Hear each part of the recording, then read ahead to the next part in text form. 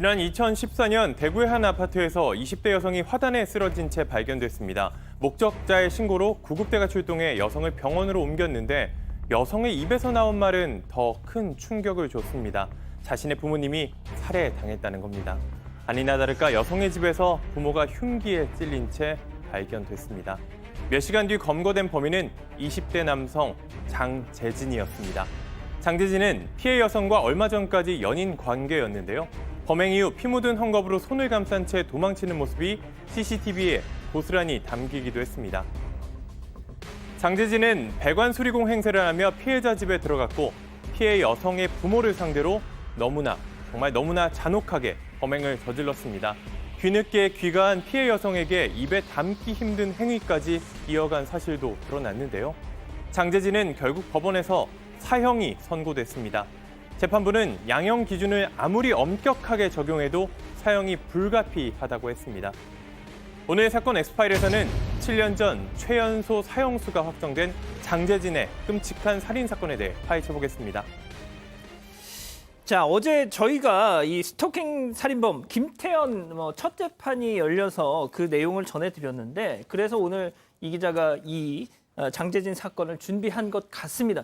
자, 그런데 저도 이게 2014년에 있었던 사건이어서 다시 좀 기억을 되살려서 이 자료도 보고 공부를 해봤더니 야, 이거 김태현 사건하고 너무 흡사해요, 진짜 진행 과정이. 맞습니다. 비슷한 사건이었는데 일단 이 김태현은 범행 장소 피해자의 집에 택배 기사로 위장해서 이제 침입을 했는데 이 장재진 같은 경우에는 배관 수리공 행세를 하면서 결국 집 안으로 들어갔습니다. 이게 2014년 5월이었고요. 이 다른 집들도 수리를 했는데 이 집도 해야 된다라면서 이제 뭐 수첩 같은 것도 들고 있으면서 결국 들어갔고요. 일단 들어가서는 상황을 살피고 잠깐 나왔다가 이 놀이터에서 이제 담배를 한 대 피면서 이런저런 생각을 하더니 다시 들어가서 결국 범행을 저질렀습니다. 일단 안방 화장실에서 피해 여성의 어머니 먼저 흉기와 둔기를 이용해서 정말 잔인하게 제가 다 설명드리지 않겠습니다. 방법까지는. 하지만 정말 잔인하게 살해를 했고요. 자, 이 과정에서 자신도 손에 큰 상처를 입었습니다. 이 범행 사실을 알아채고 이제 피해자의 아버지, 그러니까 먼저 숨진 이 여성의 남편이 되겠죠. 도망쳤는데 따라가서 결국 둔기로 다치게 해서 숨지게 했습니다. 그 당시에는 이제 숨진 상태는 아니었는데 그대로 방치하고 뭐 증거 인멸을 위한 이런 밀가루까지 뿌리고 이런 행위를 하면서 결국 숨지게 했습니다. 그리고 이 다음이 전 조금 제가 다양한 사건 사고를 했지만 조금 더 충격받았던 게 이런 부분인데 일단 이 피해자의 어머니 전화로 이 피해 여성, 이 자신의 전 여자친구였던 이 여성에게 메시지를 보냅니다. 오늘 언제 오냐? 지금 나가고 있는데요. 꼭 와라. 엄마가 줄 게 있다. 이런 식으로 피해 여성이 돌아오도록 유도를 했습니다. 근데 결국 이제 자신의 볼일을 마치고 자정이 넘어서 돌아왔는데 이때까지 이 장재진은 시신 옆에서 술을 마시면서 피해자를 기다리고 있었고요. 그리고 이 피해자가 돌아오자 내가 이런 지금 범죄를 저질렀는데 너희 부모님은 아직 살아있다. 근데 너가 어떻게 하느냐에 따라서 내가 이 신고를 해서 살려주든지 하겠다. 이런 식으로 행동을 합니다. 그러면서 이 성범죄까지 저질렀습니다. 이 피해자의 간절한 부모님을 살리고 싶은 간절한 마음을 이용해서 성범죄까지 저질렀고요. 결국에는 이 피해자가 부모님이 살해됐다는 걸 알게 됐고 9시간 감금된 끝에 결국 베란다로 탈출해서 신고가 이어지게 됐던 겁니다. 자, 들으신 것처럼 사람도 아닙니다, 이건 진짜. 자, 장재진의 검거 직후 모습 잠깐 보고 가시죠. 주시죠. 왜 죽이셨어요? 피해자한테 한 말씀 해주시죠. 잘못했습니다. 왜 죽이셨어요? 집에 몇 시에 들어가셨어요? 잘 모르겠습니다. 헤어진 지 얼마나 되셨는데요? 잘 모르겠습니다. 그 집에 어떻게 들어갔어요? 어제 피해자 집에 몇 시에 들어가셨어요? 기자들도 좀 화가 난 것 같네요. 잘못했다 한마디로 용서가 될 수 있는 범죄가 아닙니다. 그런데 이렇게 말하는 모습, 저 태어난 모습이 어딘가 김태현 사건과도 비슷하잖아요. 그러니까요. 그 모습이 현장에서도 많은 분노가 이어졌고요. 이 사건 두 사람이 만난 관계를 살펴보면 더 황당합니다. 두 사람이 짧게 만났습니다. 연인 관계라고 표현할 수 있을지 모르겠습니다. 그런데 두 사람이 대학교에서 만났어요. 장재진이 대학교 총연합 동아리 동아리 총연합회의 회장이었습니다. 그런데 동아리 활동을 하면서 잠깐 만난 사이인데요. 그 다음에 문제가 벌어집니다. 장재진이 여성에게 폭력을 행사했어요. 폭력 성향을 드러나면서 폭행을 했고 그래서 만나지 말자 결별 선언을 여성 측에서 했습니다. 그런데 계속 만나자고 조르고 따라가서 또 폭행을 저질렀어요. 그래서 주변 사람들이 알아내서 이 사건에 대해서 도와줘서 풀려났지만 학교에 나중에 소문이 다 났습니다. 그래서 피해자의 부모가 피해 여성의 부모가 이제 가해자인 장재진의 부모를 만나서 이렇게 이야기하죠. 우리 딸 더 이상 만나지 않게 해줘. 항의를 직접 했습니다. 그래서 장 씨가 학교에 못 나가게 됐어요. 당연히 동아리 총연합회 회장직도 그만두게 됐는데요. 이때 앙심을 품은 겁니다. 그래서 도구까지 준비해서 계획적으로 범행을 저질렀습니다. 지금 그 피해자의 집으로 올라가는 장면이 지금 나가고 있는데, 자, 아까 뭐 홍 기자가 얘기한 것처럼 저는 이게 뭐 전 여자친구도 아닌 것 같습니다. 예, 그렇지만 아무튼 이 계속 교수님 폭행을 했다는 거잖아요. 이 피해자를. 네, 뭐 폭행을 이제 학교에서 만나게 된 거고, 그러니까 결국 동아리 활동을 하다가 만나게 된 여성을 폭행을 해서 학교 안에 그 소문이 전부 다 나서 결국 동아리 회장을 그만두게 되고 또 그 이후에도 부모가 결국은 아이를 보호하기 위해 가지고 장 씨 부모에게 이 피해자의 부모가 항의를 하셨다고 합니다. 그래서 결국에는 회장직을 그만두고 학교도 못 나가게 되는 결과를 초래하다 보니까 결국 이제 앙심을 품고 복수를 한 이제 상황이었던 것 같은데요.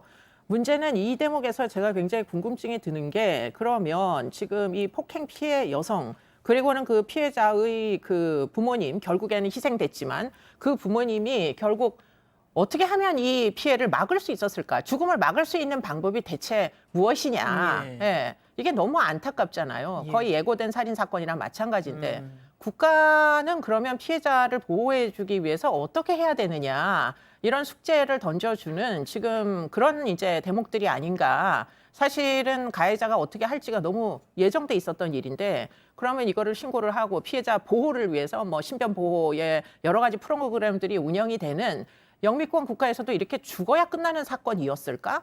이게 이제 궁금증을 유발한다는 거죠. 예. 변호사님이 이 사건에 대해서 예전에 한 방송에 나와서 뭐 아주 구체적으로 설명을 해주셨더라고요. 아주 치밀하게 준비했어요. 그렇습니다. 김태현 사건 발생 후에 이 사건이 너무 유사하기 때문에 한번 그 판결문을 자세히 한번 설명한 적이 있거든요. 2시간 반 걸리더라고요.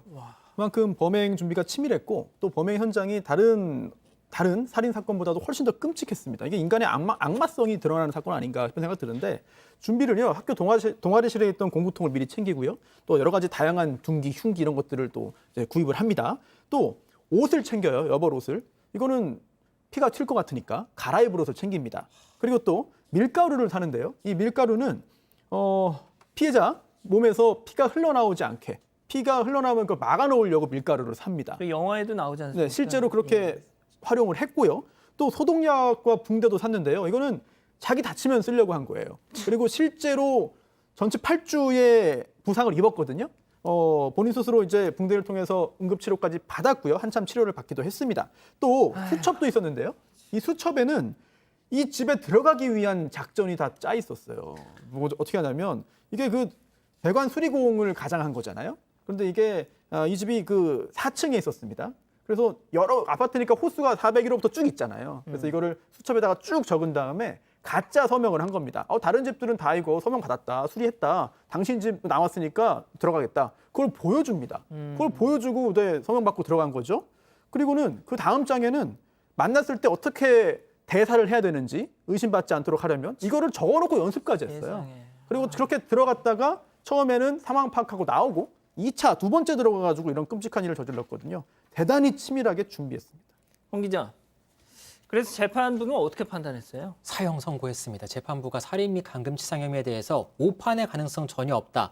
이 사람이 100% 범인이다. 이렇게 판단을 했습니다. 그런데 무기징역을 내리지 않은 이유는 있었습니다. 사회에서 영원히 격리하기 위해서 사형이 불가피하다고 판단을 했어요. 왜냐하면 가석방의 가능성이나 사면의 가능성이 있을 수 있잖아요. 무기징역도 20년이 그렇죠. 지나면은 심의해서 가석방을 시킬 수 있기 때문에 그러한 점들을 감안해서 특히 그리고 장재진은 개선과 교화의 가능성이 전혀 없다고 판단했거든요. 피해자는 극심한 고통 속에 있었기 때문에 사형을 선고했습니다.